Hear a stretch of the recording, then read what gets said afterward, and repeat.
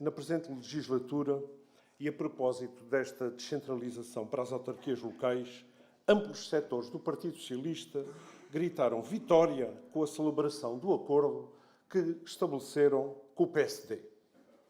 O Sr. Vital Moreira exclamou: é bem-vindo o processo de descentralização em curso. Foi o Partido Socialista quem foi cúmplice da direita e dos seus propósitos, chegando a ser mais gravoso que as propostas do chamado Livre Verde da reforma do Estado do governo do PSD-CDS. O processo de transferência de competências para as autarquias também foi construído com a conivência de responsáveis da Associação Nacional de Municípios e a conivência do Sr. Presidente da República, que promulgou todos os diplomas.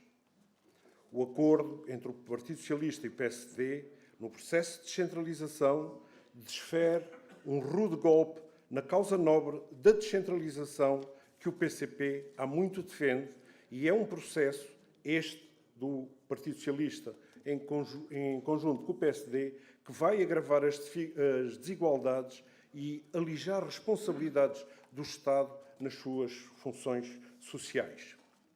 A partir de 2021, caso não seja revertido este processo, a imposição será geral para todos os municípios.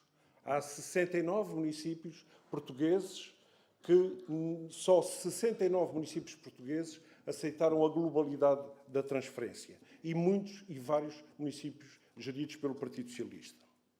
Ao longo do último ano e meio, o PS e a direita construíram muitas falácias para enganar as pessoas.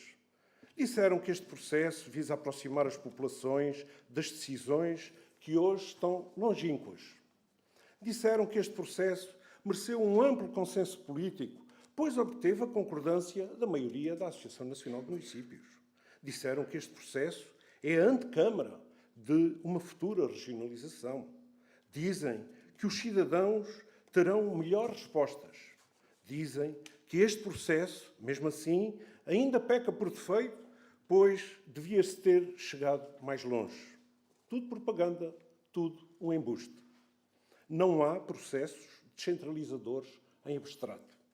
Não há autonomia local sem recursos financeiros e humanos, que as autarquias têm necessidade. Dar mais atribuições administrativas às autarquias, sem lhes dar meios financeiros e humanos compatíveis, equivale a negar a descentralização. É fácil definir a descentralização administrativa nas autarquias. Ela consiste na entrega às comunidades locais, através dos seus órgãos eleitos, da gestão, definindo e fixando a dimensão dessa descentralização com meios e recursos previamente acordados e definindo, entre o Estado e as autarquias, quem é que se encontra em melhores condições para a resposta pública. Não é isso que temos em curso. O processo que está em curso está a transferir funções administrativas e funções de investimento, não só empurrando a maioria dos municípios para encargos de investimento e gestão bem pesados, como desvinculando vários ministérios e o Estado de funções que são suas. Hoje, o Estado, os governos, têm vindo a reduzir e a subfinanciar ou a deixar de investir em áreas que agora querem transferir, e quem são prejudicados são as populações, em vários domínios. Por exemplo, as muralhas de Alcácer de Sal foram avaliadas pelo município numa reabilitação de 2 milhões de euros. O Governo colocou a querer impor à Câmara de Alcácer de Sal transferir as muralhas do castelo a receita zero. Nós dissemos, passem muito bem, fiquem com elas, giram as muralhas, porque elas precisam de investimentos. É o Estado que tem que efetuar a reabilitação e não é transferi-las para o município com receita zero. Muitos dos 184 municípios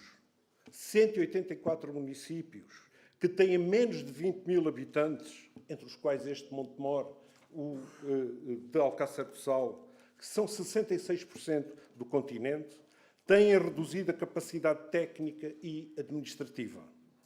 Querer responsabilizá-los pela segurança alimentar, pela saúde dos animais, pela gestão das escolas, pelos centros de saúde, por estradas nacionais, por arribas, por falésias, pelo Parque Habitacional do Estado, é completamente insensato.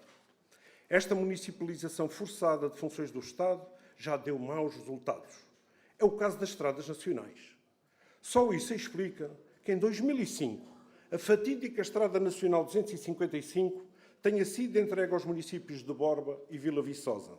E agora quer-se transferir mais 3.800 km de vias nacionais para os municípios que eles, só por si, já administram 93.000 km de rede própria. Num tempo em que as populações e a economia do país necessitam dos municípios e das freguesias com robustez, com maior capacidade financeira e capacidade de resposta, o atual processo vai acentuar a fraqueza administrativa e financeira de muitos deles. As mesmas razões que explicam a morte de mais de 500 municípios no século XIX e 1.500 freguesias num passado muito recente poderão levar à extinção de algumas dezenas de municípios a gosto dos setores económicos e do capital financeiro que querem dispensar municípios porque acham que os municípios, alguns deles, não são lucrativos e não têm poder aquisitivo do ponto de vista dos rendimentos. Este processo, ninguém tenha dúvidas, a ir para a frente, vai acentuar o déficit demográfico do país e, sobretudo, vai acentuar as desigualdades. Convém não confundir descentralização com desconcentração. A descentralização é indispensável? Sim, é.